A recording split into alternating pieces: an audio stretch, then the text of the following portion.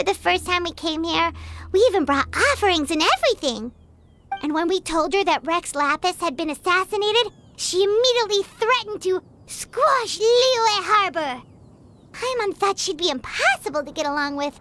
But now that we've spent some more time together, she's really not like that at all. We probably don't need to bring any offerings now that we've gotten to know her pretty well, right? Still, Paimon's got some snacks around here somewhere, so if she really wants something, we can just use that. Huh? Traveler, did something catch your eye? Whoa, what a pretty lady! Is she also here to visit Cloud Retainer? Yeah, you're right. All it takes is one look and you can tell she's someone special.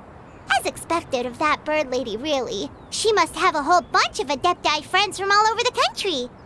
Okay, but if we're both friends of Cloud Retainer, then we're basically friends by association, right? Helping you make more connections is a part of Paimon's job as your reliable guide. Paimon's got this.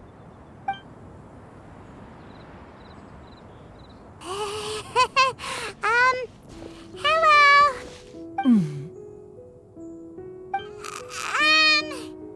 Paimon is Paimon! Paimon doesn't think we've met, but we're also friends of Cloud Retainer. May we have the pleasure of learning your name, Madam Adeptus? You two... What is this tomfoolery? Has a shift in form so clouded your eyes that you no longer recognize one anymore? Wait, you're... Huh? You're the illuminated bird? But you look... human! How did that happen? Oh, donning human form is scarcely any test of one's abilities. As for your confusion, one merely had no reason to indulge such inclinations before. So, you're indulging now because? Well, one has made plans to pay a visit to some disciples at Liyue Harbor. Taking on a human form for such a trip is simply a way to make matters less conspicuous. You? Worrying about keeping a low profile? You're the one who likes to pop up out of nowhere all over the place. In fact, Paimon can think of several examples. Like last year, when you suddenly appeared on the top of a roof without any warning. Or...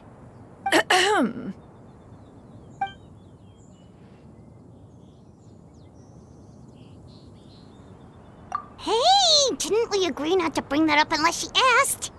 Oh? So you have taken care to follow the proper rules of etiquette after all. Most commendable.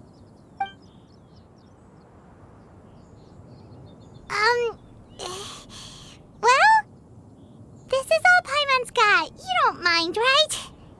One has never found oneself lacking in basic comforts. On the contrary, it is the gesture that one values above all else.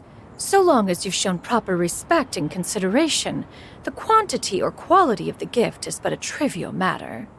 That kinda makes Paimon feel a little guilty for trying to keep them for herself.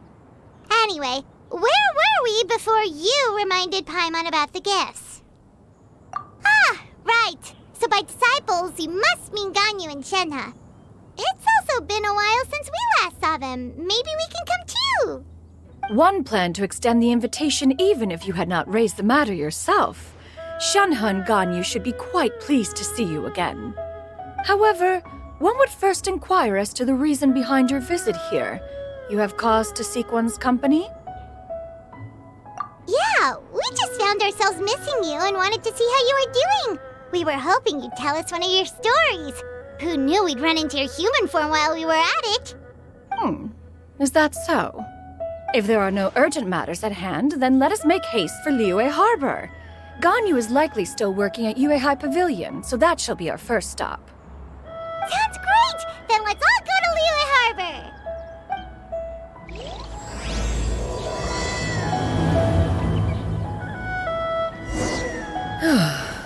Ganyu has been quite busy.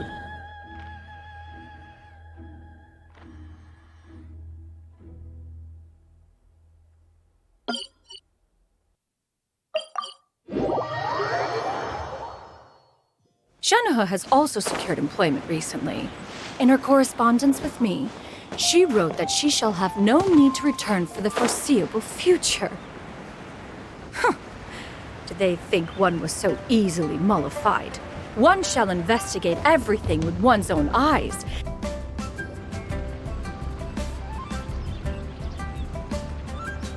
We're almost at Weihai Pavilion. Hey, do you think Ganyu will be shocked to see Cloud Retainer like this? Guess we have no idea if Shenhe and Ganyu have ever seen her in this form before. Wait, where did she go? Why are you just standing there, Cloud Retainer? Quietly now. One shall stay here. You two can go and meet with her. But why? Isn't it better if we all go together? If one were to proudly proclaim one's presence, Ganyu would surely profess herself otherwise unoccupied and drop everything to attend to one's visit. One fears that would only result in her staying up all night to make up for lost time. One does not wish to trouble her. Conversing vicariously via you two shall suffice. Do remember to inquire as to her recent well-being. Again, do not mention one's presence here. Fair enough, makes sense. All right then, we'll just pass on your regards and... Cloud Retainer? Oh, busted. Is that lady someone you know, Miss Ganyu? She is indeed. I'm sorry, Huixin, but could we delay the upcoming meeting for a little bit? I believe my schedule today is quite full. Although, perhaps I could move some work to later in the evening. Oh, not to worry, Miss Ganyu. I'll make the necessary arrangements right away. Thank you, Huixin.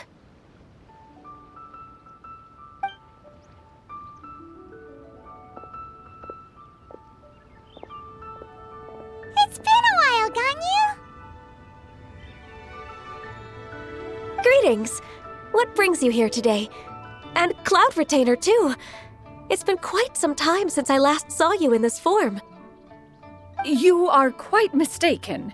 One is not acquainted with this Cloud Retainer of whom you speak.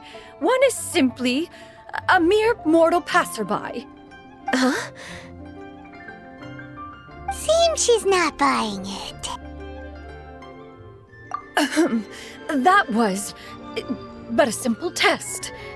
One did not expect you to be able to recognize one so easily, especially after so many years of only seeing one's other form.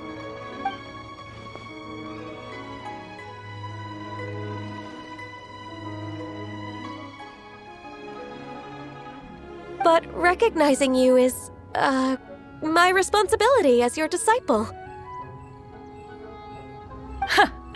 An apt observation. One was simply passing by while attending to some important business. One thought it would only be fitting to pay you a visit while in the area. Wait, Paimon wasn't aware of any important... Cloud Retainer's right! We've still got something super important to do, so we can't stay here for too long today. Oh, is that so? But it's been so long since we last saw each other. One simply desired to see you and had no intention of interrupting your work. A quick conversation should suffice for today. A more involved reunion should wait until you find yourself less occupied. I understand. That should be fine.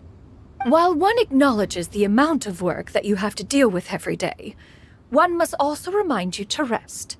Though Adepti blood flows through your veins, excessive exhaustion will still cause grave harm to your body. It still makes one nostalgic to see you as you are now, respected and independent. When you were young, you oft begged one to cuddle you to sleep when you suffered from nightmares. Cloud Retainer! Stop! If you insist. We are running short on time regardless, so one will refrain from going into each and every story. Why don't you continue your conversation? One shall simply stand by and listen. Wow, you've been to so many new places since the last time we spoke. If you ever need anything, please just come find me at Yuehai Pavilion. Also, forgive me for my presumptuousness, Cloud Retainer, but if you plan to continue appearing in this form, don't you think it'd be helpful to adopt a human name? A human name? Huh. You raise a valid point. Considering the sheer extent of one's renown, Cloud Retainer is surely too recognizable as a name. You really think so? Not that you're not famous or anything, but that famous? You presume to know the extent of one's illustrious achievements. One would hardly think such a thing to be possible. Nevertheless, Ganyu's advice cannot be ignored. From this point on, when in public occasions, be sure to refer to one as Shenyun. Canyon? I assume that's a reference to the full record of Pristine Pavilion. An adeptus of years past would rise with the clouds and rest with the moon. They were enlightened and wise, free and unfettered. The writer referenced Master's name to describe her carefree and spontaneous nature. Oh, that sounds super cool! Paimon feels like only the most powerful of Adepti could rise with the clouds and rest with the moon. Actually, those lines were originally written to describe Cloud Retainer herself. Huh? Wait, so you're really that powerful? And what of it? Did you truly take one to be nothing more than a bird of bigger than average size? Not exactly. To be fair, Cloud Retainer rarely speaks of her past accomplishments. The tales of her past can only be found in ancient texts. It is said that once, a long, long time ago, there was a severe drought in Liyue. Left with no choice, many people left their homes, while others spent day and night praying to the Adepti. Although I did not live through such tragedy, simply reading about it is enough to gain a visceral understanding of all the pain and desperation during that time. On top of the drought, a noxious gas also began to spread through the land. If not for Cloud Retainer's efforts, much of Liyue would be nothing more than a barren wasteland today. The books had this to say about what happened. Upon arrival, the Adeptus borrowed the wind to retain the clouds. Immediately, the clouds gathered together, and abundant rain burst forth from the heavens. Drought and plague were both driven away, and the people were saved. Wow, that's incredible! Mortal records add embellishments to dramatize past events. One did merely with one ought, and even if one had not interceded, the other Adepti would surely have stepped in to help. Even so, you stopped an entire drought! Can you really control the weather like the book said? Oh, Paimon suddenly has a lot more respect for you. So it was Paimon's bad for calling you Illuminated Bird before. You're not too mad, are you? How laughable. A name is but a simple label we carry with us on our journey through the world. Why would one be offended by such a trivial matter? That's a relief. In that case, Paimon will continue to call you whatever feels right in the moment. Well, that is quite enough ancient history for now. Ganyu, have you had word from Shenhe? One has heard that she procured a job recently. Have you any thoughts on her workplace? And what, pray tell, of her monthly remuneration? Moreover, does she find herself overly inundated with work? Is she allowed time off during Lantern Rite? That is a lot of questions. There is no cause for concern, Cloud Retainer. I introduced Shenhe to her employer personally. Wanmin Restaurant's business has been booming recently. So with Chef Mao being swamped with customers, and Shangling still off and out in search of new recipes, I introduced Shenhe to staff the restaurant. I see. Most excellent indeed. One has had the pleasure of being introduced to that family. Shangling is kind and astute, while her father is loyal and reliable. One has no cause to believe that they will make Shenhe's work difficult. Now, It is almost time to partake in the victuals of noon. One shall visit Wanmin Restaurant in person and see how Shenhe is doing. Huh?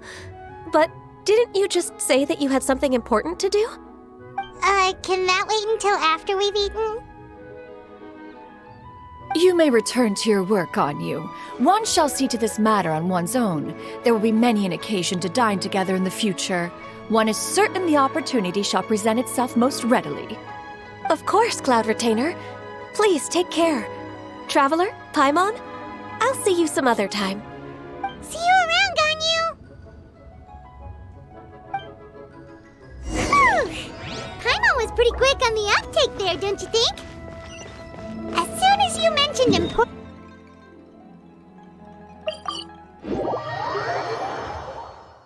No, in fact, it was not an excuse. One is indeed visiting.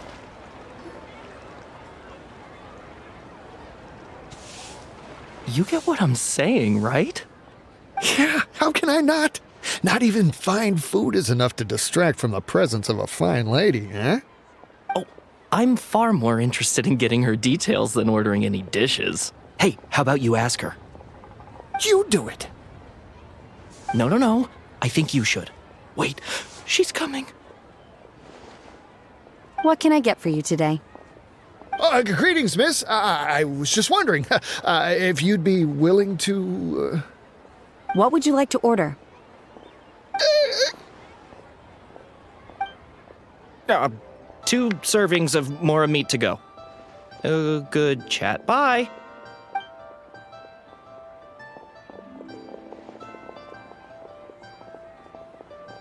Shenhe! Welcome. It's been a while. May I take your order? Don't welcome us as guests and greet us as old friends in the same line. It's weird. Mm-hmm. Oh, and this is? This is Miss Xinyun. Master? Huh? One does not recall ever revealing this form to you before. How were you able to ascertain one's true identity with such ease? I've trained and lived with Master for more than 10 years. I would recognize you no matter what form you take. You... Is something the matter, Master? Hardly. One simply learned of your employment from your letter and came to check on your well-being. And check out the great food, too! Indeed. It's almost lunchtime. My apologies. I'm still on the clock and can't talk for very long. Well, if it isn't the Traveler and Paimon. Are you here for Shenhe? The lunch rush isn't in yet, Shenhe. So I've got things covered for now. Go ahead, sit down and enjoy some time with your friends. I'll let you know if things pick up. Thank you, Chef Mao. Woohoo!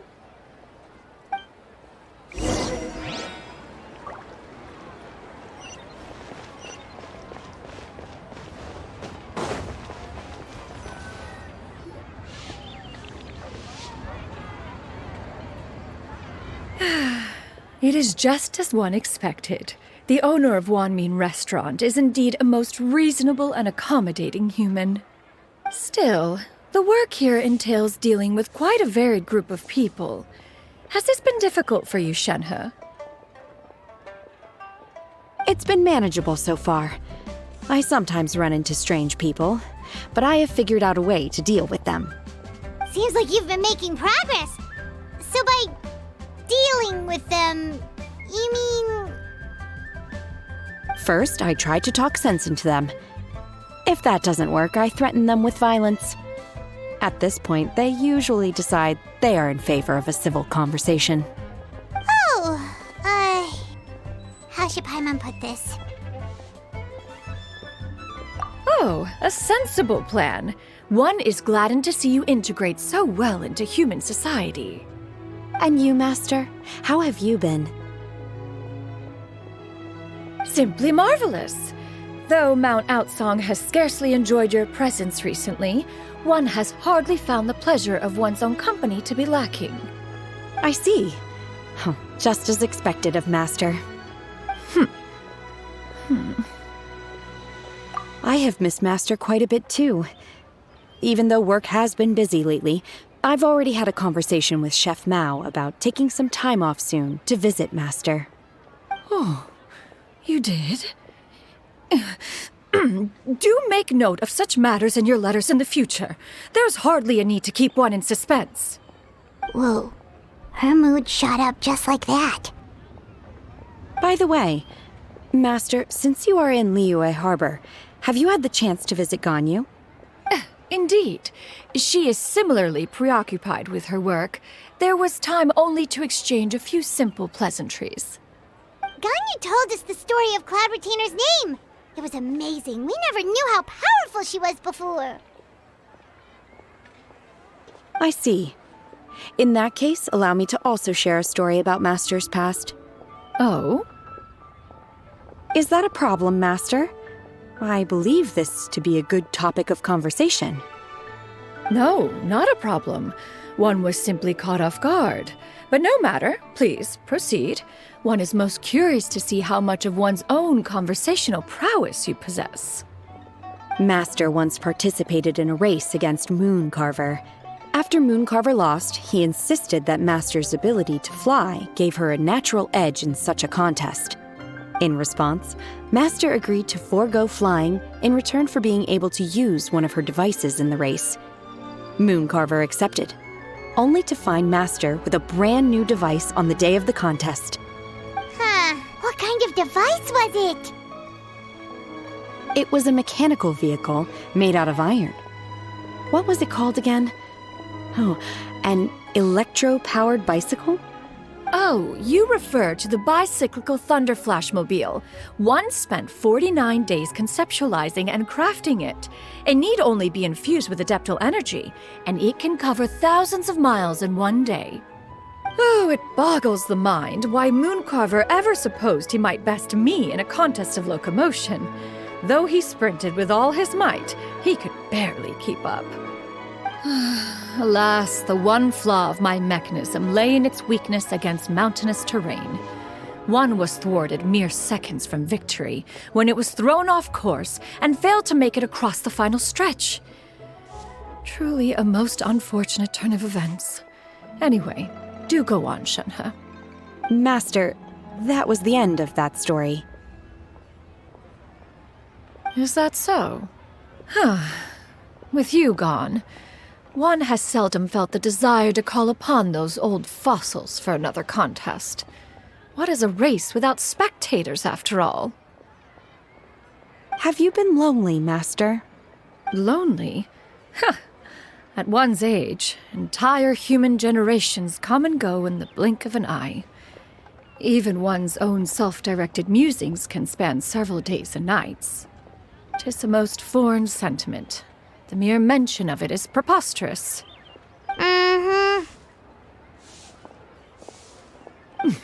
What is the reason for that look upon your face? It's nothing. It's just... Well, Paimon gained a lot of respect for you after listening to that story of you summoning the rain and everything. But all it took was a few words out of your mouth and it's like you're back to being that illuminated bird again. Paimon's just a little bit confused. Which one of the two is the real Cloud Retainer? To me, they are both, Master. One is the Master that's widely revered by the people, while the other is the Master that I respect and adore. One finds oneself exalted yet again with sweet words of praise and flattery of a most extravagant nature. You chose to exalt one with your words, yet you refuse to grace Mount Outsong with your presence for any extended period of time. One would almost question the sincerity of your estimations. This is not to say that your words paint an inaccurate picture. One has always lived by a single ideal. Eschew all action and abide by no rule. One does as one pleases and speaks as one pleases. Others may critique or praise as they see fit, yet one places little weight in such judgments.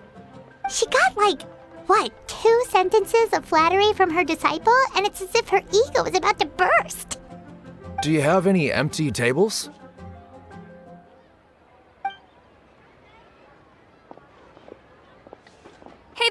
Could we get another fish stew?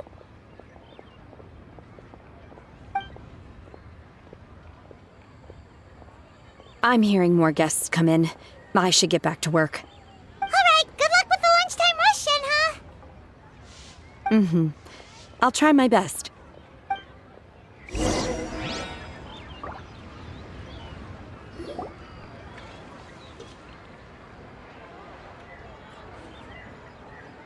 So much yummy food! Paimon's gonna feast!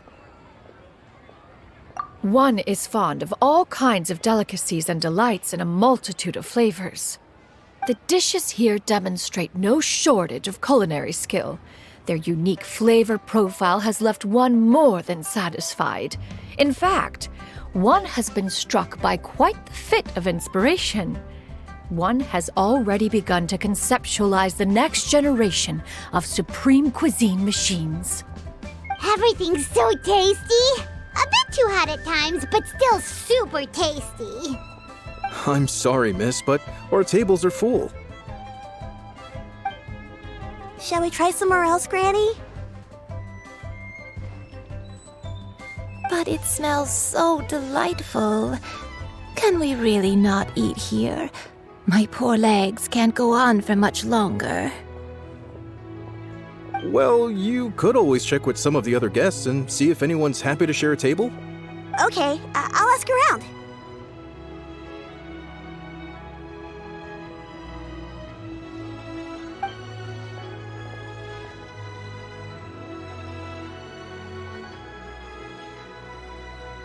Excuse me.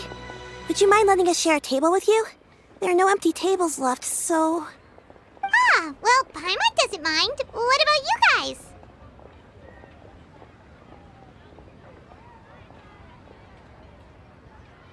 Great! Thanks so much. My name is Shuyu, and this is my granny, Yuendai. Granny? Yep. Is there something wrong with that? No, Paimon's just a bit surprised. She looks so young. Yeah, a lot of people compliment Granny on her youthful looks, but she's actually much older than she appears.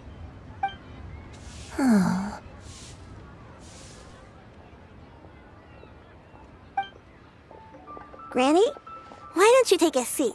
Come on, it's not polite to stare. Huh. Have we met before? No. 'Tis a fated meeting, then. Please, take a seat. What would you like to eat, Granny? I can order for you. I want braised earthworms. They always pop up out of the ground after a rainstorm. No, not this again. Granny, there's no braised earthworms on the menu. Braised earthworms? Well, that sounds weird. Do people actually eat that? Right, that's what Paimon was thinking too. Need any help? Help? Oh, do you mean with Granny? Thanks, that's nice of you to offer. Granny has pretty bad dementia, so her memory's getting worse all the time. She's always saying things that sound kinda confusing. Actually, her memory's been bad ever since I was little. But it's gotten so bad lately that I even have to remind her who I am every morning. They died young. It's just me and Granny now.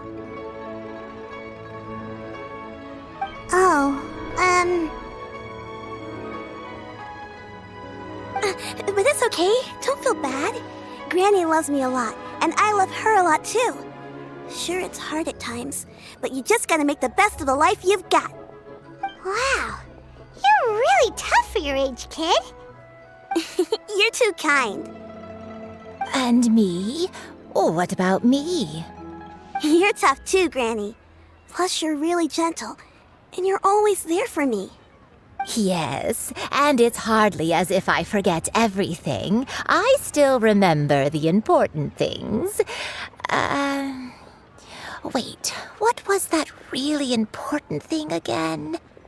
Ah, I remember now. It was a dream. I had a dream where everything was dark. Someone was standing in front of me.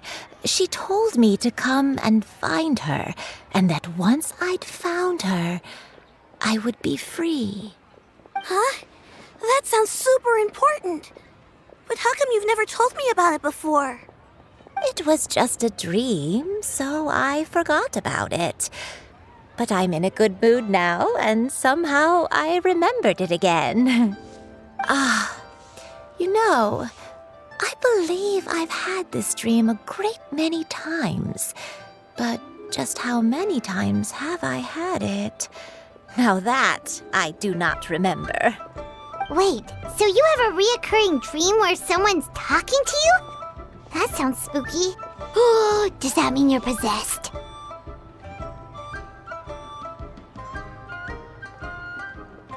Unlikely. Her eyes are clear and her breathing remains calm and level. One sees no signs of possession. Are you sure? Who do you take me for? Is one not an adept? Am I not an expert? Huh, you're right. Paimon almost forgot you're the expert. In that case, do you still remember what the person in your dreams looked like, Granny? Not anymore.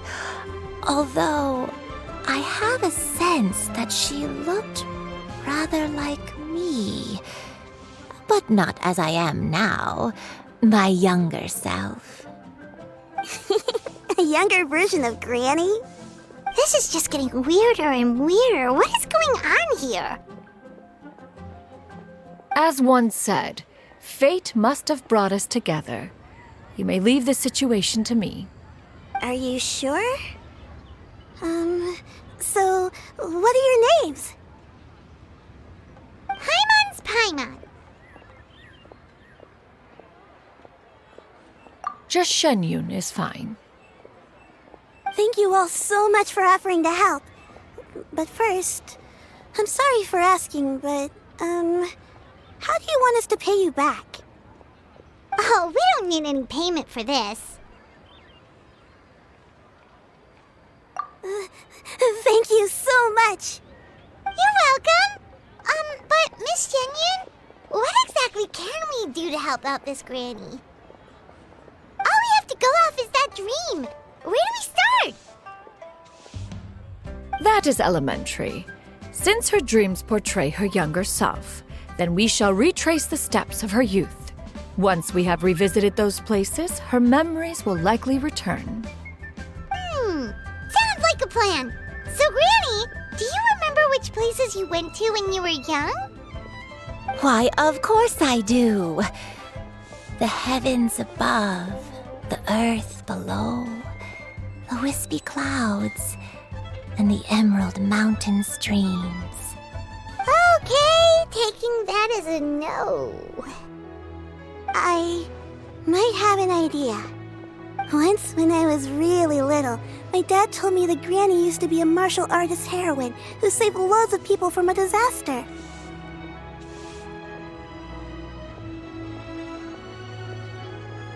If it's true, then maybe they wrote about it in the history books or something. A martial arts heroine? Oh, Shinto knows tons about Liyue's chivalric traditions. If anyone knows about the heroes of the past, it's him. Let's go find him at the Feiyun Commerce Guild. Are you leaving already? But I'm still hungry. I'll go order some food, Granny. If there's nothing on the menu you especially want, I'll just get a few different things. It seems we must part ways for now. The Traveler and Paimon are bound for the Feiyun Commerce Guild, while Yuendai and Shuyu shall remain here and partake of their lunch. As for myself, I have matters to discuss with Streetward Rambler. Streetward Rambler? Oh, you mean Madame Ping! Precisely. Let us meet at Yujing Terrace once you are ready.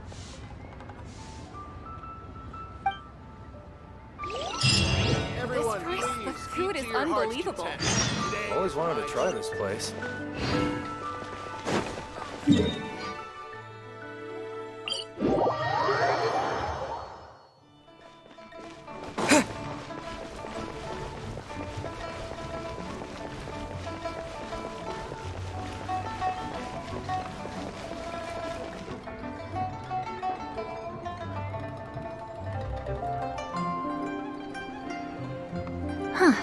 It's you two. What brings you here? Shincho! Great, we found you! We wanted to ask you about something.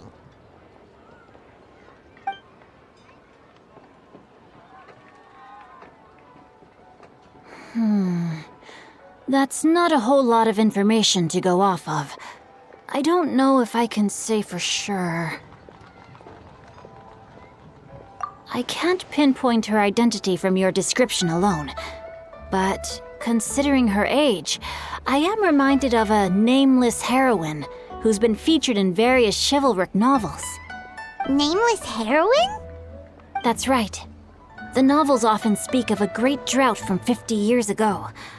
As the people suffered, a nameless heroine appeared and began to clear away evil spirits in bandit camps. The people idolized her, but never learned her name. All they knew was that she always acted alone. Later, though, she supposedly fell in love with a similarly noble-minded exorcist from Mount Tianheng. They were well matched in more ways than one, often fighting together as a fearsome duo of otherworldly strength. After the drought ended, the heroine and the exorcist left the public eye and began living a reclusive life in the mountains. All that remained were tales of her incredible accomplishments. The way this nameless heroine faded from fame into obscurity later in life is not too dissimilar from Miss Yuendai. I hope that's somewhat helpful. Thanks a lot, Shincho. We knew it'd be worth talking to you. It's nothing at all. Just something I came across while reading. I did do a bit of extra research on her story, but it was just out of personal curiosity. Well, Paimon still thinks that's super cool. Oh, wait, Shincho, if you've read up on her, do you know of any places often associated with her? Let me think. In the novels, the nameless heroine always appeared near one of 3 places. Wangshu Inn, the area just north of Jueyun Karst, and Jingyun Peak. Perhaps the real-life heroine who inspired the character was also often seen near those 3 places. You're welcome. To be honest, I found some parts of the story confusing when I first came across it. If Miss Yuendai was indeed the original inspiration for the character, she may just be able to help me put the pieces together. It's rare for a chivalric hero to fade into obscurity during their lifetime, even after retiring from the public eye. But no one ever saw or heard from the nameless heroine again. There were even rumors that she became extremely ill. I've never understood why someone would go to such lengths to erase themselves from public memory. It's almost as if she was trying to hide from something. There's probably far more to the story than what's been written. We'll be sure to tell you if we manage to uncover the truth. That's a deal. Perhaps, behind the truth of it all, there lies a story more fantastical than any work of fiction. Paimon feels like we just learned so much from Shincho. A drought, a nameless heroine, a life of seclusion. Wait, why does the story sound super familiar? Oh, right! There's a drought in this story, too! Shincho, are droughts super common in Liyue or something? Well, they used to be. But people have long since developed methods to prevent them, like by cultivating the soil or digging canals. So while droughts do happen from time to time, they are rarely regarded as true disasters. The drought 50 years ago is probably one of the worst we've had in the last several centuries. The crops withered, the streams ran dry, and the monsters in the mountains became rabid and agitated. Countless caravans were attacked, and people who lost their homes came together to form bandit groups. What started as a natural disaster soon became a human tragedy as well. That sounds awful. Yeah, and that's exactly why the nameless heroine was so beloved. She must have been someone of true integrity to do so much for the people while asking nothing in return.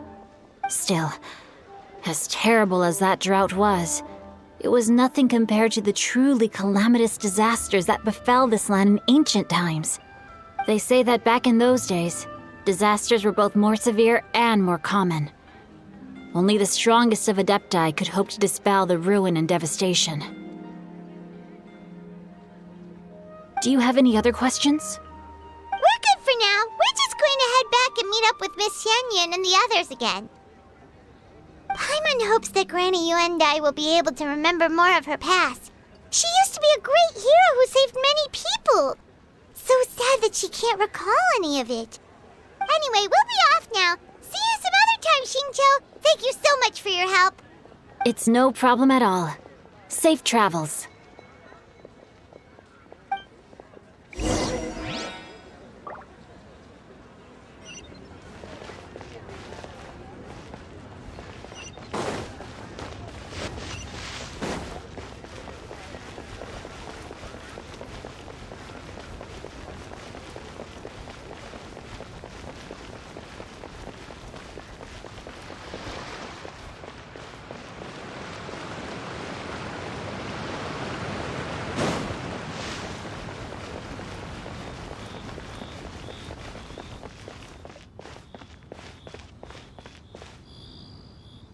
I have recorded the tune that you requested. I hope it will be of help to you. Oh, thank you. Straightward, Ping, what has amused you so? Oh, it's no serious matter. I was just reminiscing about the last time I saw you in this form. Time has wrought such change in this world, and yet you appear just the same as ever. Time has little bearing on one's existence, nor has one keenly felt its effects whilst dwelling at Mount Outsong. Nevertheless, Ping, one would like to seek your counsel on a personal matter. Oh, why so formal all of a sudden? I must say, you're making me a little nervous. What is it? Well, the inquiry is as such. Approximately how much more would one need to afford a comfortable life in the harbor, not unlike the one that you yourself lead? It does not require as much as you may think. Still, do you mean that... Cloud Retainer, Madam Ping! What are you two talking about? Nothing save for some trivial matters. Have you unearthed any useful details? Xingqiu has a theory, but let's save it for when Chuyu and Miss Yuendai have joined up with us again.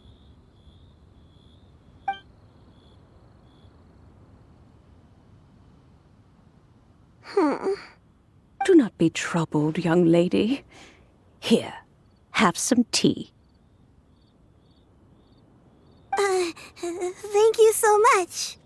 What do you think, Chuyu? Does it match up with what you know of your granny? According to the story, the nameless heroine eventually fell in love with an exorcist from Mount Tianheng. Maybe that's my grandpa. I don't have many memories of him, but there was this one time I found a box in our attic full of a bunch of weird sigils. I think so too. Granny might remember something once she's returned to a familiar place.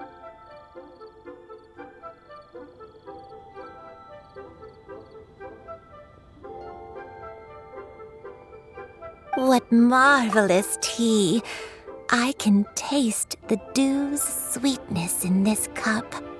It's as if I was taking a stroll in the mountains, thoroughly one with nature and at peace. Is that so? Then please drink as much as you like. There's no need to hurry. At our age, it's always nice to slow down and take the time to appreciate pleasant conversation among friends. Thank you. Okay, since we have the time, can I ask you something? Sure thing. What would you like to know?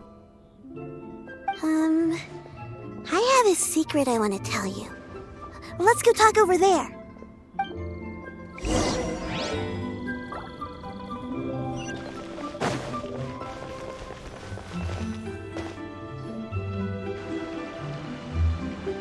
What's wrong, Chuyu?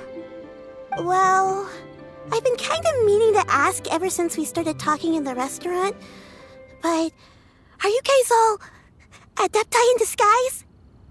Oh! About that.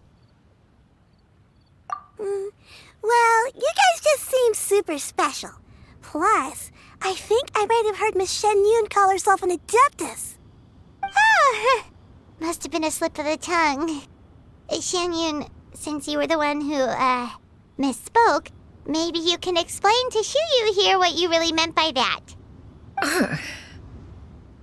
One is indeed an adeptus.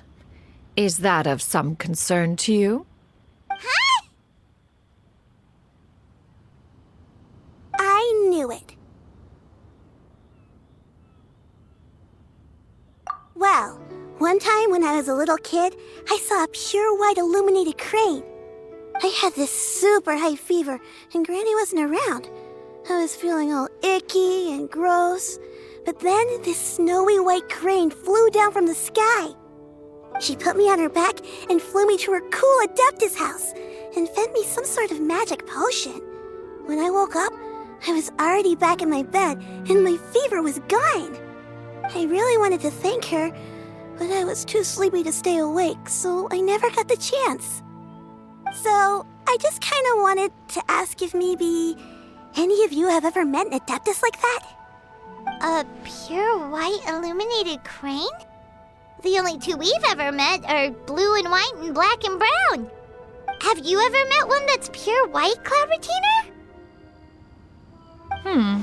Never has one met an adeptus with such features. One surmises such a description is but a hyperbolic embellishment that oft results from narrative accounts. That's weird. Was it really just a dream then? Well, even if it was just in my head, it doesn't matter that much anyway. All I really want is to help Granny recover her memories. I'm really grateful for all your help. Leave it to us! Now that we know the 3 locations, we just need to visit them one by one. Let's go to Wangshu Inn first. Okay, I'll go get Granny.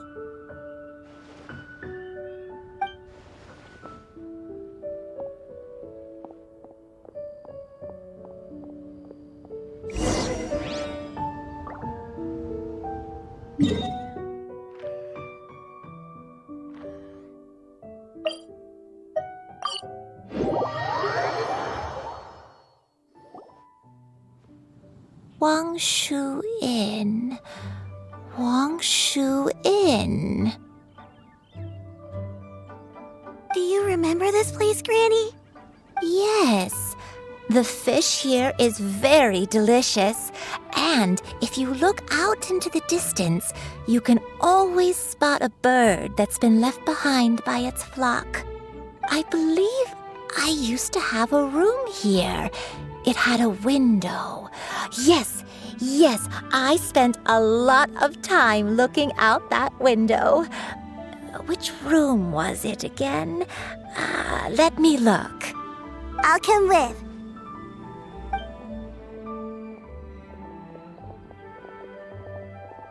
Paimon's still having some trouble understanding what she's talking about, but if she's so familiar with this place, that must mean she lived here, right? Wait, huh? Whoa! Shao! What are you doing here all of a sudden? You scared the living daylights out of Paimon!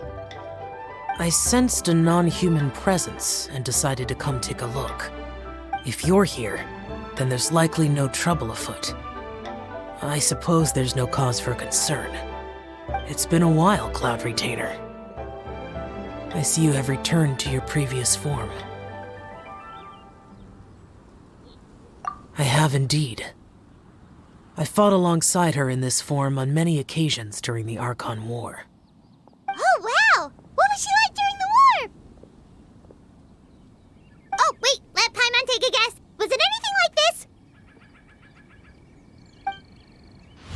Behold, the glory of one's newest invention, the Bang Bang Continuous Fire Mechanism. Hands up and surrender, or be prepared to face the full might of the Adepti. An impressive imitation. Paimon knows her all too well. Even so, Cloud Retainer was not always as ostentatious as you describe. You may be unaware, but her talent with Adepti sigils is just as formidable as her skill in mechanics. The Archon War reached its peak after Guizhong's death. The Cloud Retainer who fought beside me in those devastating battles was taciturn and solemn, only speaking when she had to activate her sigils.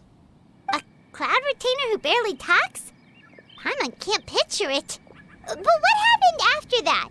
If you were so powerful in your human form, why did you decide to take up your bird form again? Once one had bid farewell to the world of mortals, what use would one still have for such a shape? When dwelling between mountain and forest, away from the struggles and troubles of the mortal world, a mortal form is hardly the most fitting of choices. After the war, Cloud Retainer retired to Mount Outsong, only revealing herself to the occasional visitor, and always in her avian form. Although I do believe there was an occasion some 30-odd years ago when she decided to don her human form. I believe it was for the purpose of... One believes there is little need to relive bygone matters. Granny, are you okay? Back then, at this place, Perhaps this conversation should end here. I shall take my leave now. Should you encounter any trouble, you need only call my name. However, given that you are traveling with Cloud Retainer, I trust you are in good hands. Everyone!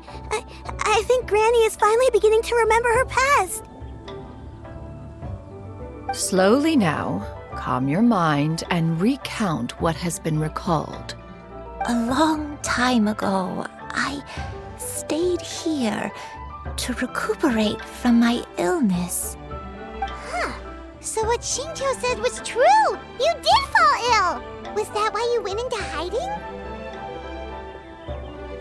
I don't remember. I'm very sorry, but I can't even remember the name of my illness.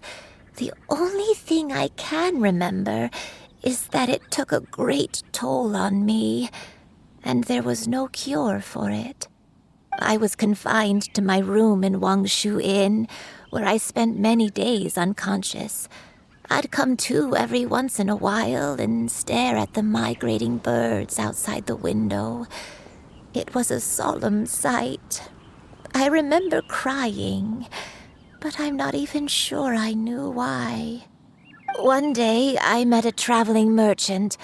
Upon hearing of my illness, he sold me a bottle of soul-revitalizing tea pills. He told me that the pills were concocted using Adepti blood and could be used to alleviate my symptoms. Sure enough, I made a full recovery. My illness remained dormant for several decades after that. Wait, but if your illness remained dormant for several decades, are you saying that what you're going through now is just a relapse of what happened all those years ago? And it was all thanks to the pills that you managed to keep the symptoms in check? Paimon's brain kinda hurts. Do you remember anything else? I'm sorry, I don't. Oh, if only I wasn't so useless. Hey, you're not useless. You've done so much for me. Watched me grow up. Raised me. How could you say that about yourself? Oh, fret not, dear child. Granny was just a bit frustrated. That's all. The recovery of a person's memories is a gradual process. Finding pieces of one's past is always superior to not finding anything at all. Let us make haste to the next location. Next location. Oh, why don't we go to the area north of Dwayun Karst next? There isn't really a landmark there, so where should we start? Oh, Paimon's got it. Let's check out the houses in the area first. After all, if she was there for any length of time, then she would have stayed somewhere, right? Oh, Paimon's really got her thinking cap on today. At this rate, we'll recover all of Granny Wendai's memories in no time.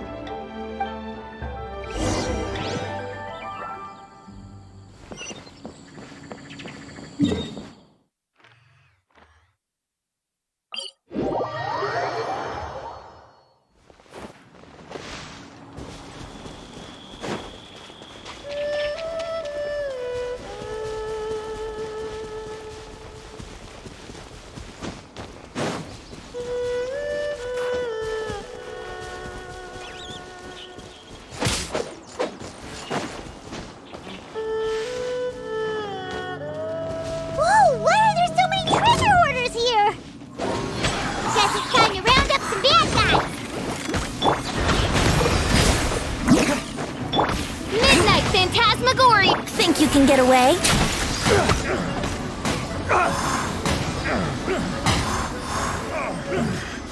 The hunter.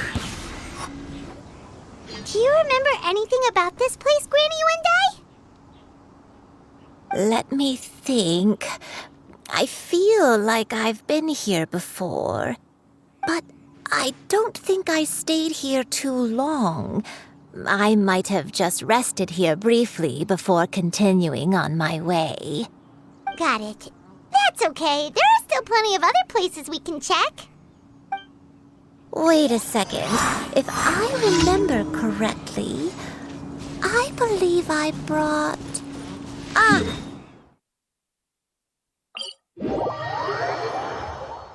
Go on, take some. You need to eat a lot if you want to grow big and strong. Oh, thank you. Then Paimon will help herself. Right. Yeah.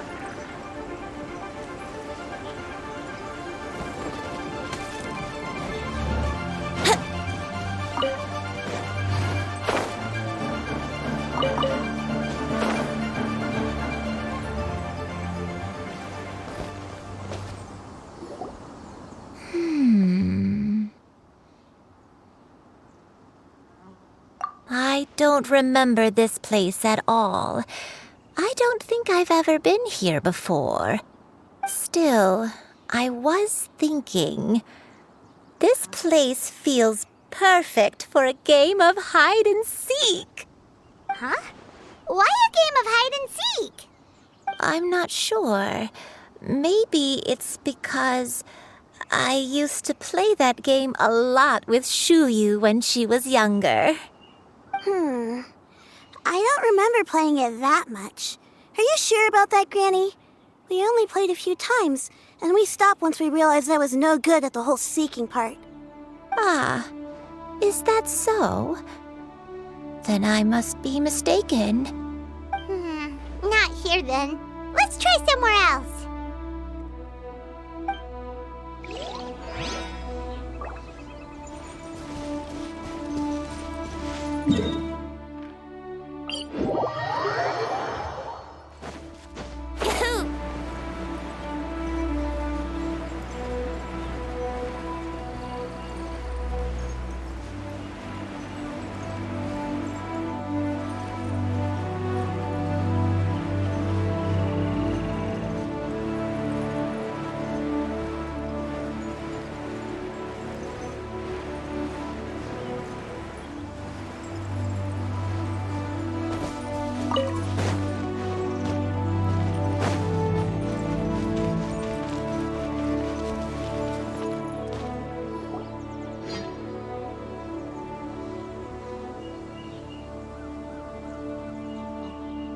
Paimon sees an abandoned house! Why don't we take a break over there?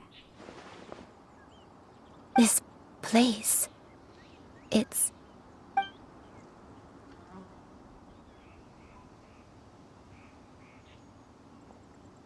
Did you remember something, Granny? I remember.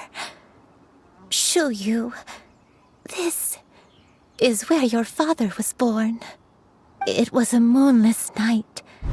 I had been injured, so your grandpa was supporting me. We fled together with some being in the fog behind us in hot pursuit.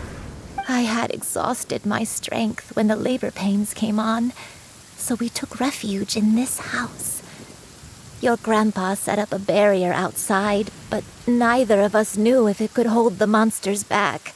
I remember that night. I remember falling to my knees, reciting a prayer over and over. I alone am the source of this sin. Punish me as you wish for forsaking my oath, but spare my innocent child. Sin? Oath? Did you do something wrong? I don't know. I don't remember. I only remember praying in the darkness with all my strength until the sun finally rose again and the fog cleared out. Eventually, The house was filled with the sound of my baby's first cries. That baby was your father. I remember I clutched him tight to my chest and wept tears of joy. It was the first time I'd ever felt such happiness in my life. My dad? He was my pride and joy, and so are you, Shuyu. You're so much like him, and I love you both so much. But you're always going to be different from me. Why? Just what did I do? I don't care what you might have done, Granny. You'll always be the person I love more than anything. You're too sweet, Shuyu. I'm lucky to have you with me. If not for you, I would not have had the courage to come here, to try to remember what I had forgotten. All right, let's not stand around any longer. There's one place left, yes? Let's go take a look. If one recalls correctly, the next place should be Qingyun Peak. You and I.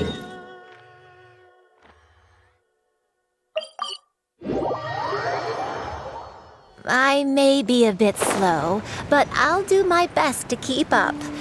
I'm sorry to keep everyone waiting. Climb on. I shall carry you to the top.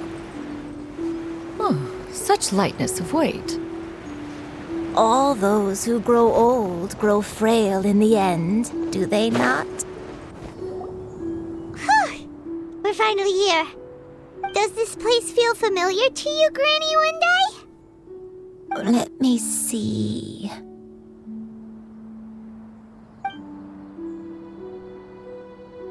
How strange. Have I lived here before? When we were at Wangshu Inn and the abandoned house earlier, though I couldn't remember everything, I still felt a sense of familiarity. I could easily picture myself in those places. But here, I don't have that feeling. Perhaps I did come here in the past, but it just didn't leave a strong impression on me. But did the stories get it wrong then? Yeah, that's true. But they're also the only thing we have to go off of. Paimon was hoping this place would jog Granny Wendai's memory just like the others. I'm sorry to disappoint you two. It's all right. We're not going to give up yet. We'll figure something else out. Just you wait. Thank you. If only I could remember. Huh? That way. What's that mountain? Oh, let Paimon look! Huh? Isn't that Mount Outsang? Looks like we've come full circle. Mount Outsang. Mount Outsang. Granny, are you okay? Don't push yourself, Granny. It's okay if you can't remember. You shouldn't do something that makes you sad. Mount Outsang, What am I really? Mount Outsang holds some familiarity to you? It does, but I can't go back. Are you feeling unwell? My head, it feels all heavy and dizzy. What is wrong with me? Cloud, Miss Xianyun, is there anything you can do? Let us go to Mount Outsang. But... Fret not, all will be well.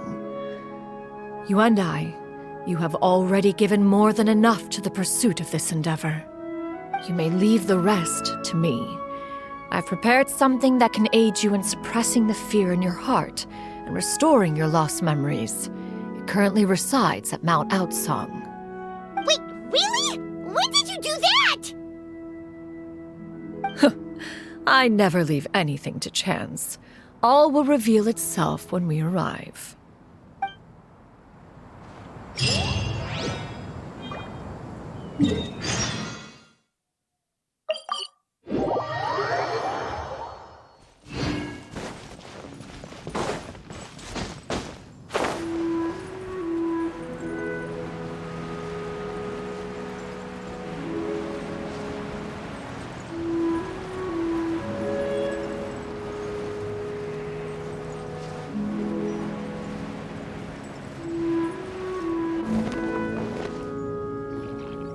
Come on, just tell Paimon already! What's this thing you've prepared?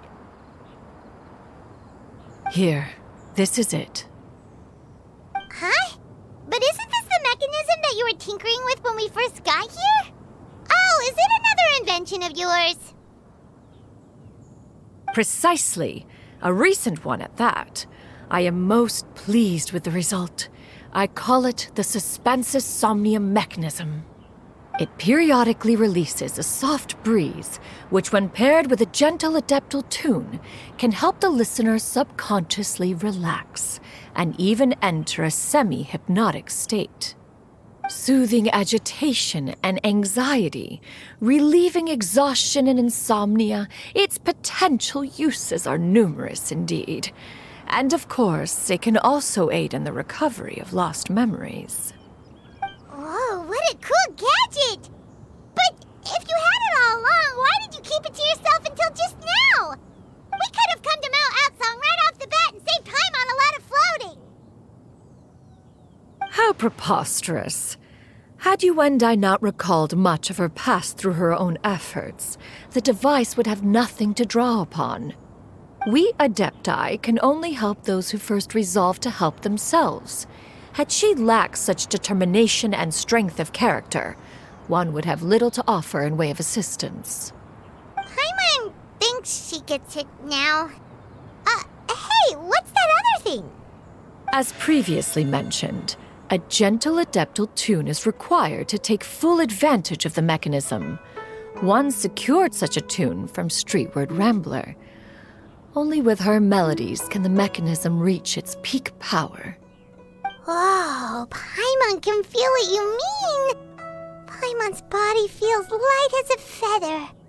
It's as if she's lying down on a warm patch of grass after a super satisfying meal. And you, Yuendai, is the mechanism helping you to relax? It appears she has already succumbed to the depths of reverie. Come, join one on this side. We shall give her some time to herself.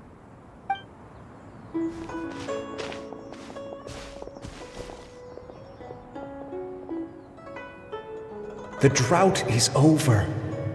But why do you look like you want to cry? The potion. It's nearly run its course. I've never regretted meeting you. Not even for a second. Please. Please, no.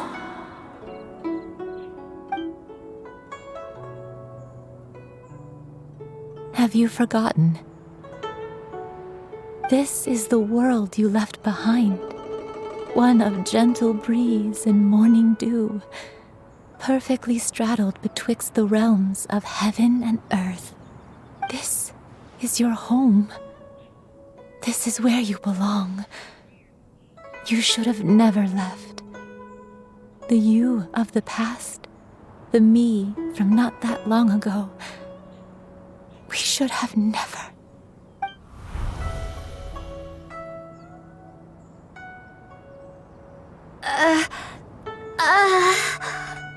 So that is the truth. No wonder this place is so familiar. Granny!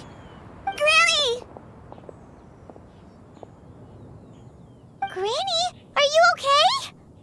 Cloud Retainer. Your memories have returned? Wait, did you just call her by her full name? Does that mean you already knew each other?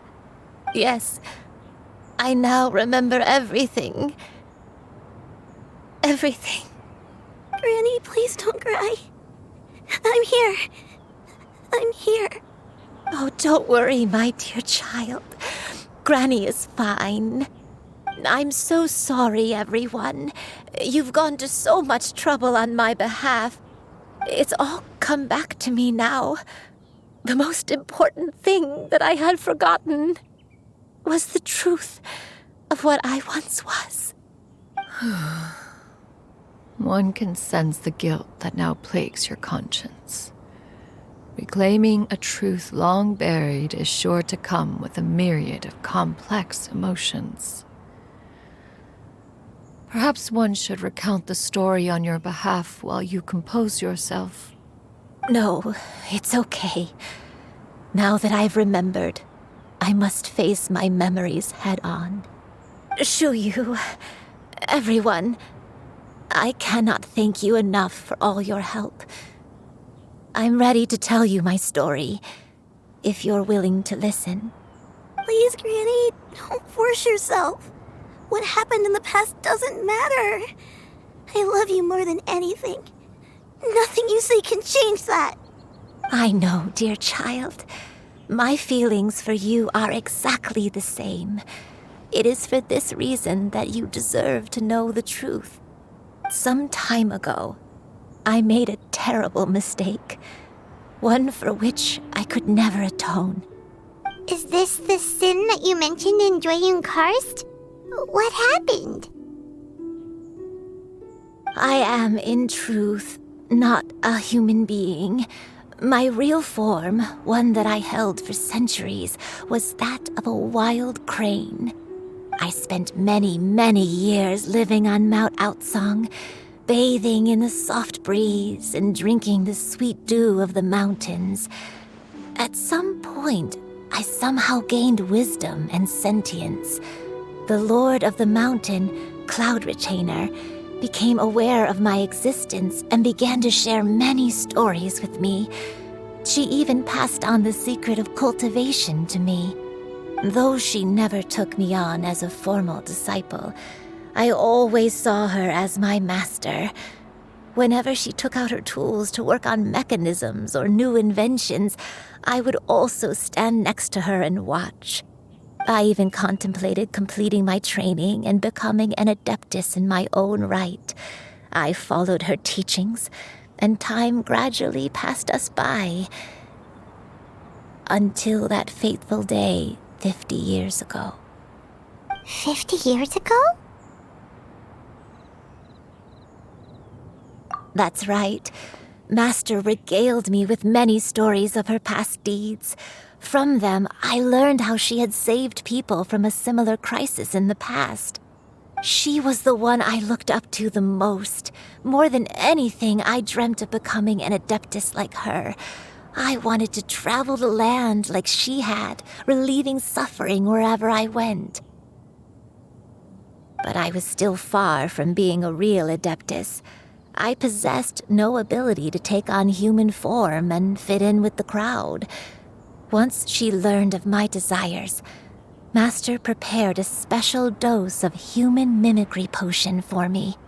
She warned me that the potion's effects would only last 10 years, and if I were to fail to return to my original form at the end of that time, I would forever forget my past as a crane and become something neither human, beast, nor adeptus. Oh no. So that was the source of your dementia all along. Was it because of Grandpa? Indeed, I fell in love. Though he was human, he had spent his entire life training on Mount Tianheng. When we met, it was not only my first foray into the world below, but his as well. Although clumsy and impulsive as he was, you'd think he was the real strange bird among the two of us. But still, just like me, he cared deeply about the world and wanted, more than anything, to cleanse it of all pain and suffering. I could not help but fall for him. But my time continued to tick away. Those 10 years passed by in a flash. Yet, I did not want to leave his side, so I... Oh no, what happened next?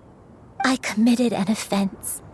I wanted to stay with him, even if it meant living a life full of pain and suffering, even if it meant that I would eventually turn into a monstrosity. I knew I had betrayed Master's hopes, but I was too ashamed to face her. So I wrote her a long letter instead and asked someone to leave it outside her abode. I was convinced that she would not support my decision, and I lacked the courage to speak to her face to face. But that was only the beginning of my troubles. I began to suffer from a strange illness. My memories became hazy and confused, and I could no longer keep myself awake. I understood that my pain was caused by my refusal to return to the life I was fated to lead. Along with my memories as a crane, I soon forgot the true cause of my suffering as well.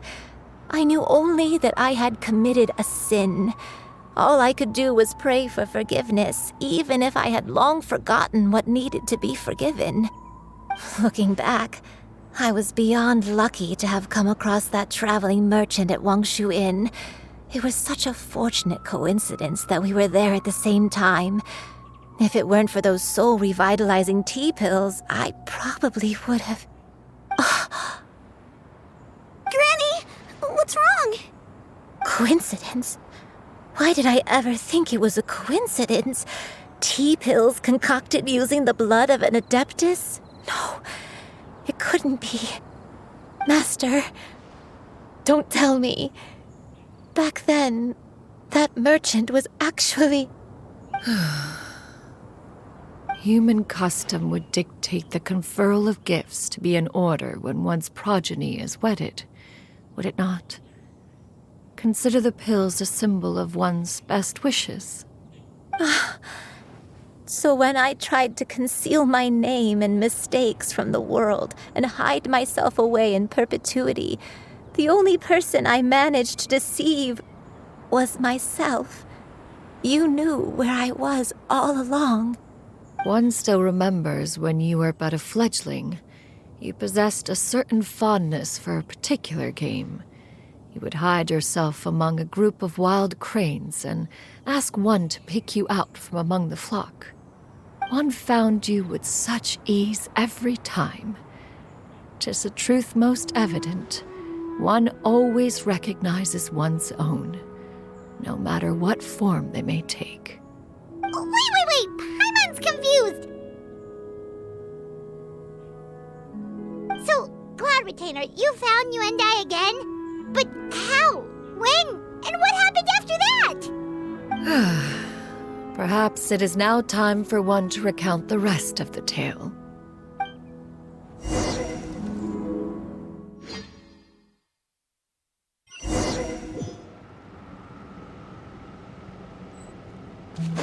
One was furious upon receiving your letter. Seized with anger, one set out to bring you to your senses.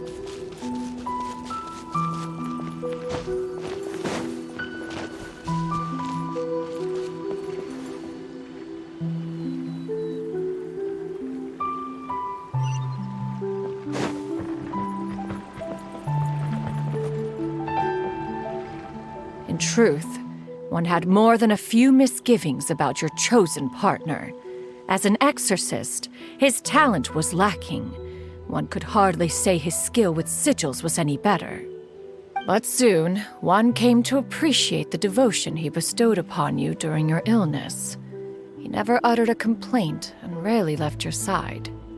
Unwilling to begrudge someone of such character, one decided to overlook his aforementioned deficiencies, glaring though they may have been.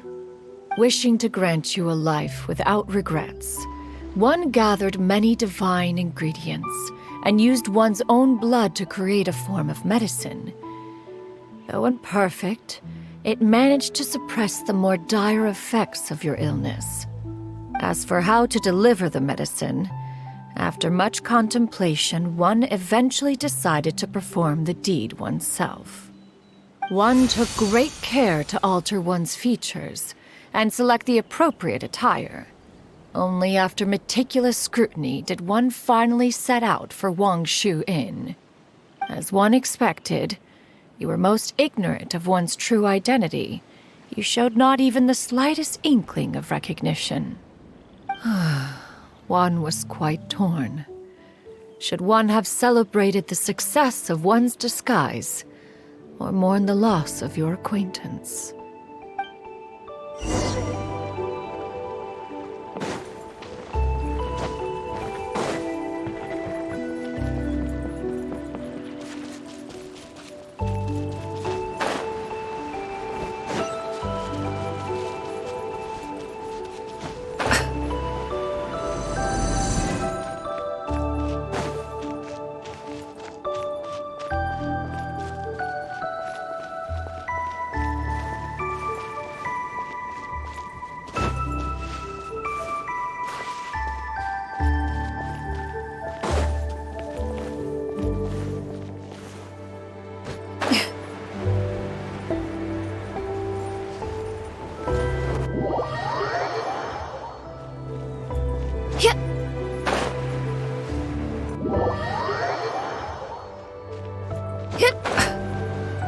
Nevertheless, one would speak to you about another matter, if you are amenable, even considering your loss of memory. One was simply flabbergasted that you could so easily forget the consequences of consuming medicine infused with adeptal blood. Its proclivity to attract monsters is hardly that complicated of a concept to remember. To think that you tried to travel while weak from sickness and heavy with child. Had one not intervened to clear the fog, all of you would have been lost during the night.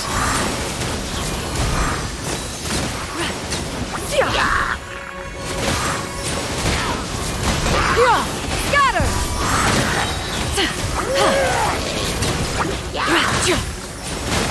Scatter! Dread cloud converge!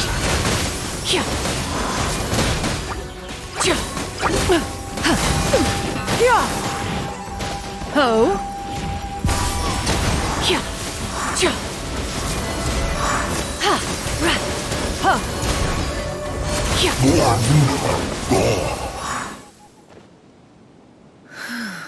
Those monsters would hardly have pursued you with such ferocity without sufficient incentive. They were likely incited by the presence of godly remains. Said godly remains, in turn, were likely drawn to the trace of one's scent on your body. One was, after all, an active participant in the Archon War. Some of the gods were likely shattered by contraptions of one's very making. In the end, one was relieved to see you endure through the night. At the break of dawn, one heard an infant's cry pierce through the air, and one saw you carefully cradle the child to your chest. Although certain mortal matters remain foreign to me, one could not help but be moved by your joy. To see you happy, that was more than enough.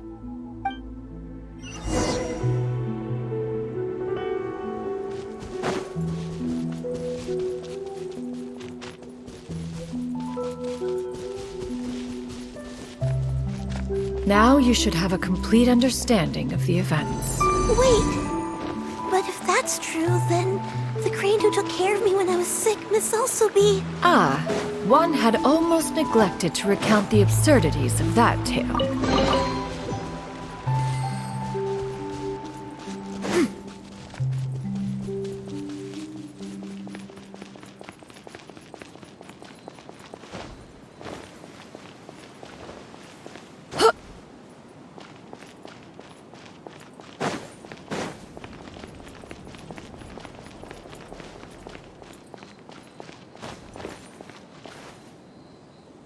Just as you and I troubled one with her antics, so did you give one many a headache. Upon finding you burning with fever, one made plans to bring you back to one's abode for treatment. However, upon seeing one's form, you began to cry, refusing to get on one's back.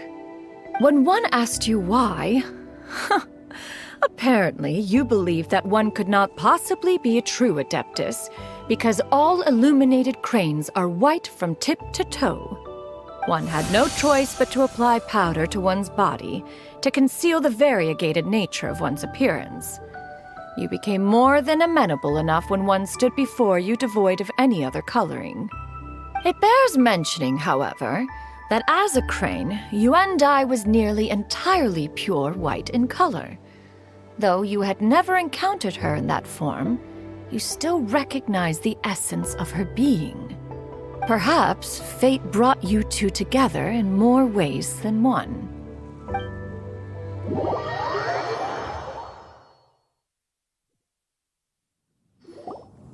Now all has been revealed.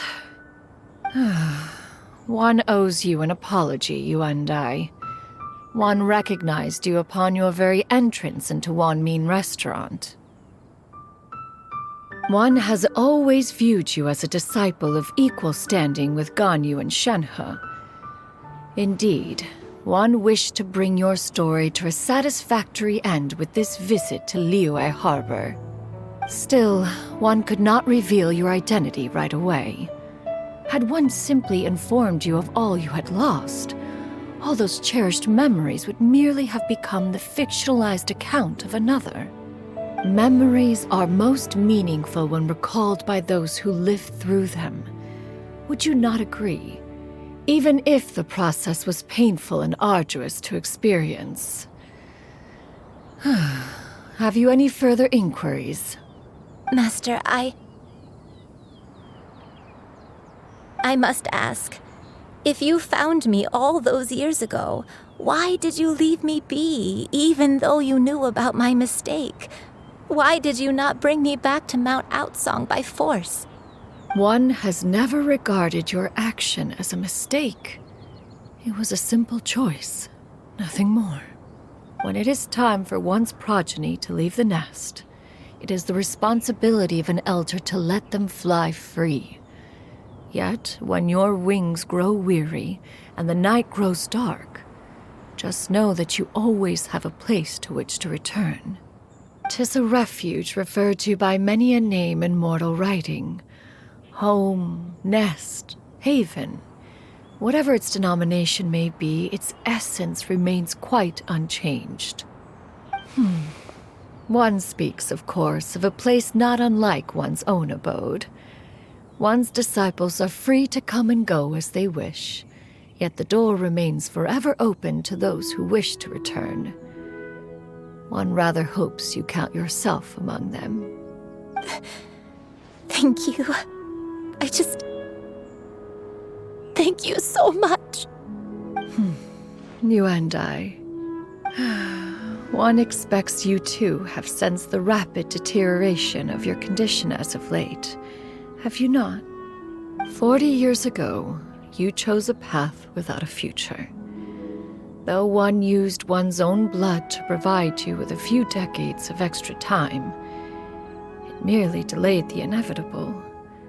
One may have extended the path, yet one was unable to alter its final destination.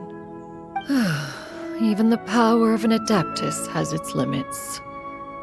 Had your condition continued to deteriorate, you would have forgotten your life as a human entirely.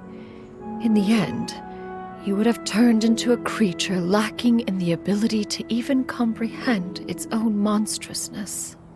Fortunately, you were able to avoid that scenario by reclaiming your memories. Though one sped the process along by providing some guidance, the result is entirely a reflection of your own effort. So, what's gonna happen to Granny? One will help her reclaim her original form as a wild crane. If it be fated, she may recover her sentience one day. She's gotta go back to being a regular crane, huh? Master, you've already done more than enough for me. I don't know how I could possibly repay your kindness. This is a better result than I could have ever hoped for. How much time do I have left? Not long. The transformation is imminent. Granny, please don't leave, okay? You're all I have left. Please. Don't be sad, dear child. Granny has led a wonderful life. My only regret is having to leave you behind. Don't forget to eat well, okay? A growing young lady like yourself needs lots of good food to grow big and strong. Promise Granny you'll take good care of yourself when I'm gone. I promise, Granny. I'll do whatever you say. Good girl. Good girl. Don't worry. It's not goodbye forever. Granny's gonna become the most formidable crane in all of Mount Outsung. Granny will train day and night. I won't stop until I can turn into a human without having to rely on anything but my own power. When that day comes, we'll be able to live together again. You and I. How's that sound? Good. That's a good girl. Even though we won't see each other for a little while, as long as we both work hard, we're sure to meet again someday. I'll eat well, Granny. I promise. And I'll wait for you, no matter how long it takes. I'll wait for you to come back. That's a good girl. Then Granny really has no more regrets. I'm so sorry, Master. Thank you for everything.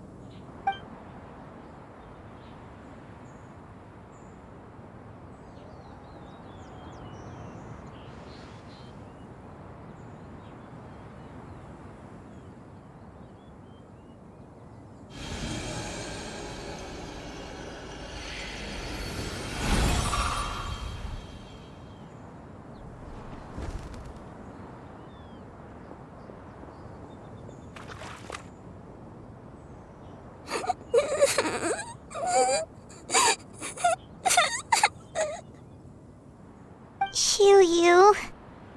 Let her be. At her age, crying is a natural, if not fitting, response to such an event. Tears are a necessary part of maturation. Sometimes there is scarcely a better vehicle to wash away the toll of stress and misery. Now that the issue has been resolved, you should also take a moment to relax. Give yourself some time to rest. Take a nap if you must. One will wake you in due time.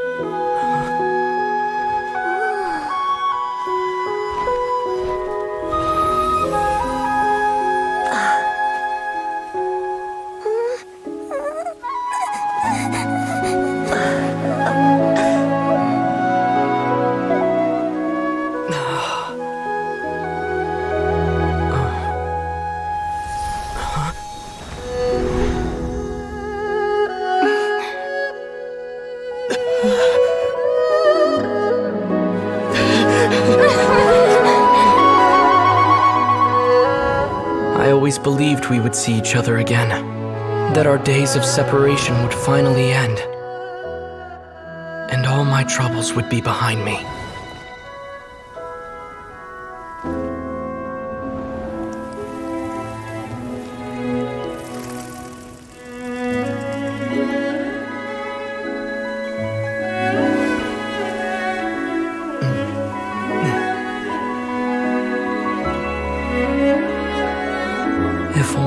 things could stay this way forever.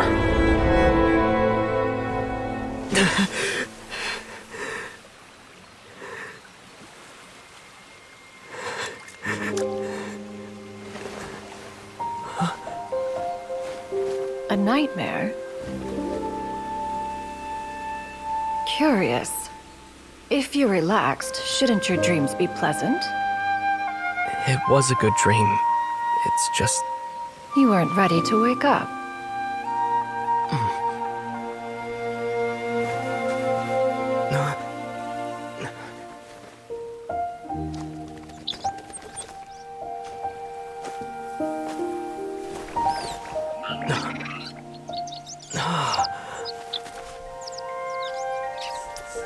Eloquent as one may be, words of comfort are not one's strong suit. You are doing all you can.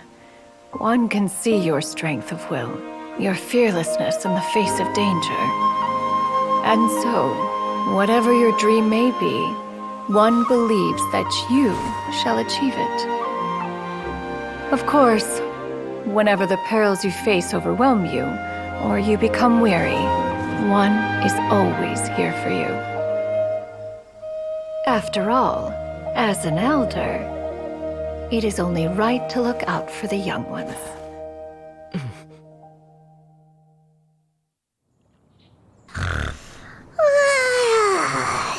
Grilled chicken drumsticks. Huh?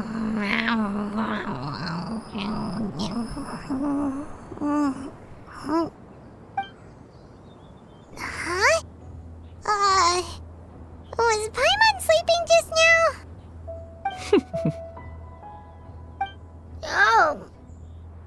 Oh, Paimon wasn't talking to you. Paimon had a dream about eating grilled chicken drumsticks, that's all. Madam Adeptus? Oh, Shuyu, you're awake. How do you feel? I feel a little better. Thanks. I know I'll see Granny again someday, so I don't feel so sad anymore. Madam Adeptus, could I, ask you something? Would you take me in as a disciple? Oh, and have you reasons for this sudden interest? I know Granny thought what she did back then was wrong. She felt really bad about it. But without that mistake, I would have never been born. Even though Granny lost her memories, she never forgot to show me how much she loved me. So, I thought maybe one day I could become a cool Adeptus like you and help a whole bunch of people, just like Granny wanted to do. Upon some reflection, one supposes you are no mere mortal. The fact that Yuendai's blood flows through your veins is proof enough of that. If this is what you desire, one shall make it so. Thank you so much, Madam Adeptus. No, I mean, Master. Shuyu, are you sure about this? Paimon's gonna let you in on a little secret. We've seen Cloud Retainer's 2 other disciples, and they pretty much eat nothing but bitter herbs like chinchin and violet grass.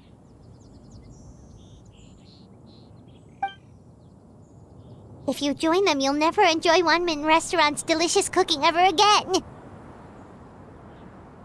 How utterly preposterous. One has never enforced such a rule. Every individual must find their own path to enlightenment. So long as one retains a pureness of spirit, one's dietary proclivities are quite irrelevant. Well, you say that, but Paimon's not seeing any tasty treats up here now, is she?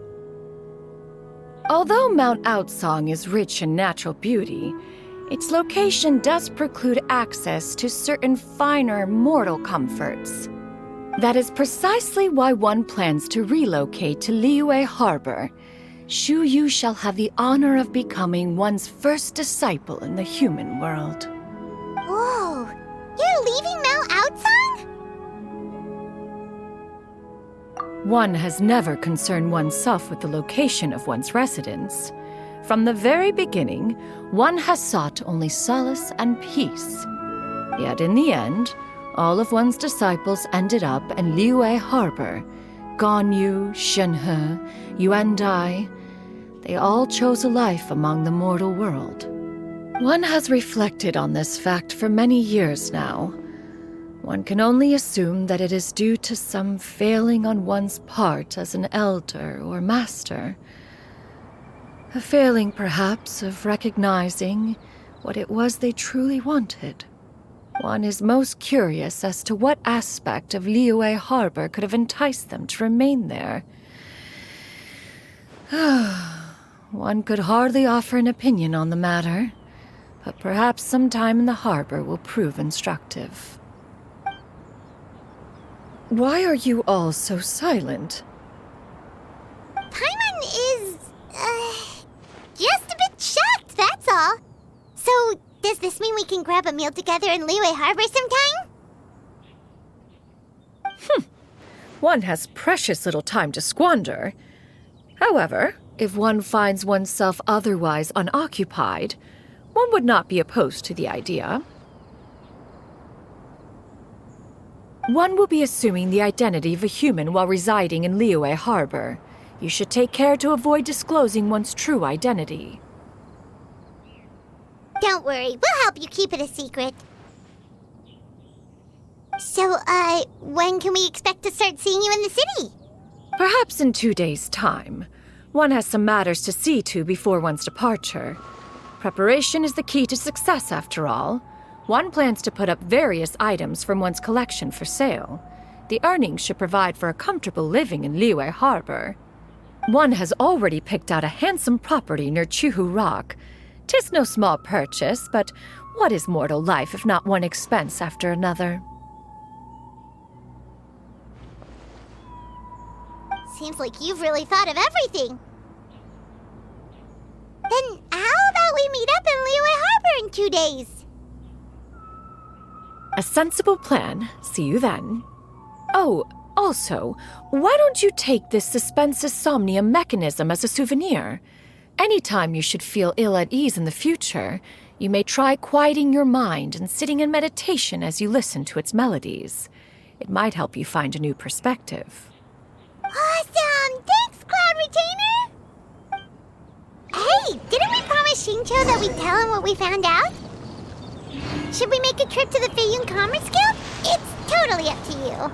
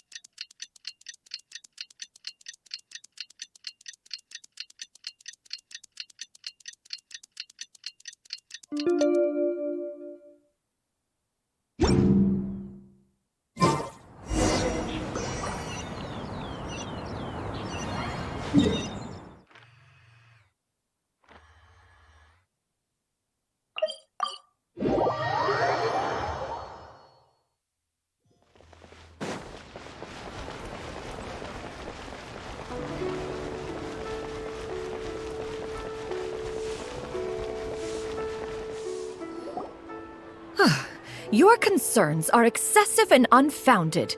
This is but a simple collection of ordinary valuables.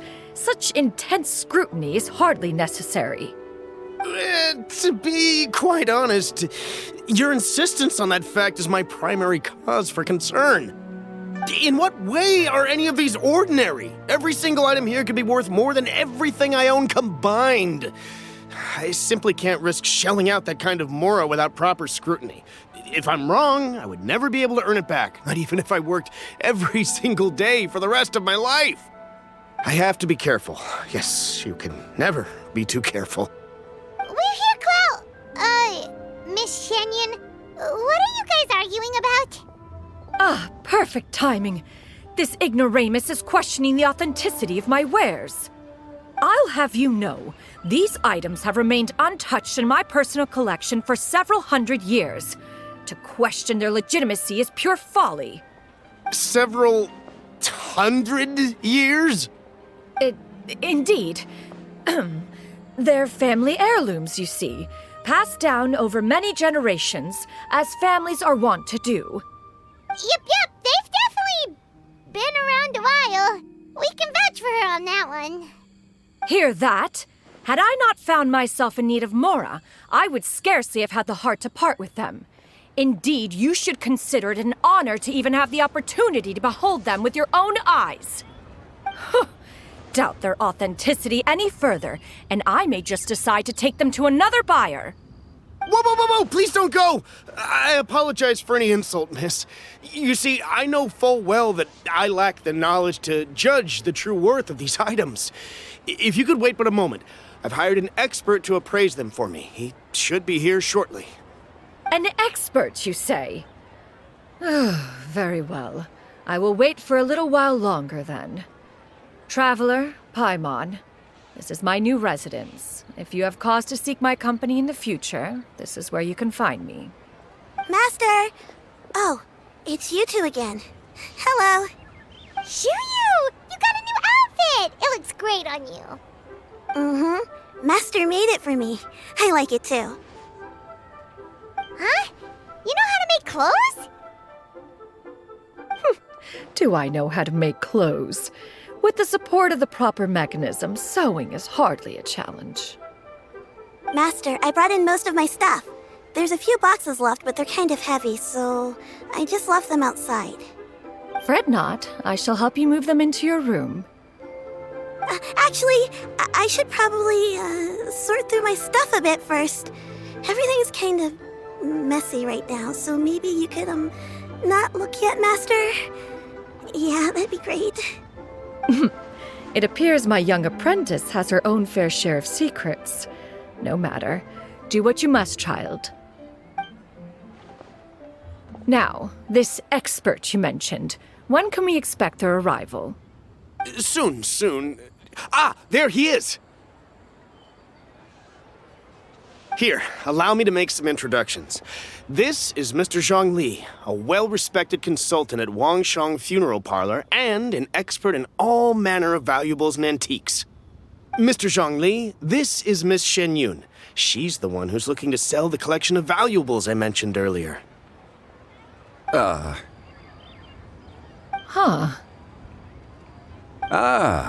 If it isn't Miss Shenyun. It has been quite some time since our last meeting. What a serendipitous reunion. Indeed, most serendipitous. Have you been faring well as of late, Mr. Zhongli? Quite well, thank you. I was fortunate enough over the past few days to enjoy both a stroll in the mountains and a fresh brew of tea from the most recent harvest. The experiences left me with such insight and peace. Huh. So you two are already acquainted? Indeed. How fortunate we are that fate has brought us together again. If you are otherwise unaware, allow me to inform you that Miss Shenyun is a well-regarded collector and appraiser. She is well-versed in all fields, and oft-celebrated for her impeccable taste. You stand to gain much from this opportunity. You are too kind, Mr. Zhongli. True collectors pride themselves on their wealth of knowledge and eye for detail. I can say without a doubt that you are foremost in that regard. Why, you flatter me, Miss Shenyun. It would seem that you are as self-effacing as ever. Not at all, Mr. Zhongli. Not at all. While I am loath to butt into this conversation, I must ask, you two already knew each other, and you seem to have quite a cordial relationship. Can I be certain that you're not working together to swindle me? I mean, you never know. Ha! A preposterous accusation. The heavens themselves would collapse before we would conspire to do such a thing. Miss Shenyun speaks the truth. Contracts are built on honesty and trust. If that proves to be beyond your capabilities in this instance, this transaction may be taken elsewhere. Say no more. Let us depart. I jest. What fool would still harbor doubts after Mr. Zhongli himself has vouched for the goods? Miss Shenyun, wait!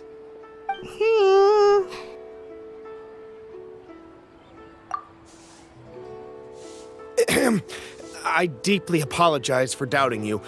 So, Mr. Zhongli, could you please give me a final verdict on the value of these items? There is no cause for concern. They are indeed rare and precious valuables. Take this mechanism, for instance. Though one may not immediately perceive its purpose, its structure and appearance are exquisite enough to merit it a place in any fine home. The same can be said for this one here. Few could hope to possess an item that so perfectly blends mechanical wonder with geometric grace. I am sure you have heard from your travels that the study of mechanisms is among the most wondrous arts in this world. With that in mind, I earnestly recommend procuring every last item in this collection. All right. Since I hired you as my consultant, Mr. Zhongli, I shall, of course, trust your good opinion. Then, in that case, Miss Shenyun, I'll take the lot. However, since the final sum is quite large, how about we start with an initial deposit through the Northland Bank? The Northland Bank? Huh. Oh, you refer to the fiduciary house. Oh, very well. I fear people only use the term bank nowadays. In that case, I'll be off for now. I'll return to collect the goods once you've received the funds.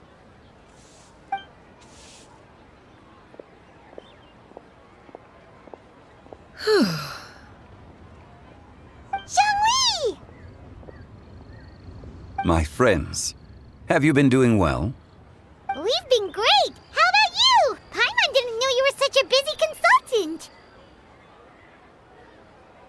My days have been quite pleasant as well. I had been quietly enjoying a cup of tea when Mr. Xiaozu requested my services. As for you, Miss Shenyun, I presume you must be looking to settle in the city? I must say, the name Shenyun sounds exceedingly strange coming from you. Perhaps you could dispense of that particular epithet in further conversation. Whatever for. Am I not addressing you as a friend should? Well, that is true, but... Alas, refer to me however you will. After all, a name exists such that others may address you with it. One is hardly ignorant of that fact. It would seem that you have gained many valuable insights over the years, Cloud Retainer. One has indeed. One's previous stays were all brief. Now that one has made up one's mind to move and settle, one has gained a much better appreciation of the hubbub and commotion of the city, as well as the people's hard work and ardor. This city is much changed from how it was more than 1,000 years ago. Not unlike the ocean tides, so too shall the movement of people ebb and flow. From turmoil to peace, enlightenment to aspiration. Human society possesses limitless potential. In another 1,000 years, the scene we witness here may change in ways that are impossible for either of us to imagine. Alright, that's enough reflection for one day. No need to get all sentimental on us. You make a valid point, Paimon. Now that the sale has concluded, what say one plays the host as we try some specialty dishes together? One must profess great interest in trying bamboo shoot soup. Perhaps you have forgotten, Cloud Retainer, but I once tried my hand at that dish. You were at the table on that occasion, so logic dictates that you should have already tried it. Oh? What occasion was this? It was a reunion between friends several centuries ago. Alas, you must have been too preoccupied to secure yourself a portion. Or perhaps our other companions simply availed themselves of faster reflexes on that occasion. Hardly. 'Twas most certainly out of consideration for the others in attendance. In but a moment, one will show you what it means to have a true deftness of hand. It is settled then. Bamboo shoot soup, mora meat, crab roe tofu, triple layered consommé. We shall enjoy the lot. One has already passed word to Shenhe and Ganyu to make a reservation. It is prime time for them to meet one's newest disciple. Is that agreeable to everyone? It should be a most splendid occasion. Shu Yu, come now, it is time to dine. Ah, this gentleman over here is Mr. Zhang Li. He is,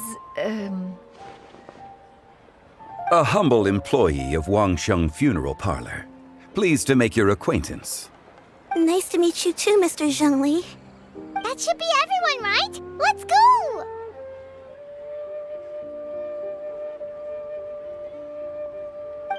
Sounds good. Actually, Master, have you ever tried Adeptus' temptation? I heard it's impossible to stop eating after even just one bite. You know, 'cause it's super tempting and stuff. Is that true? That sounds rather implausible. Although with the right preparation, certain dishes can be too delicious to resist.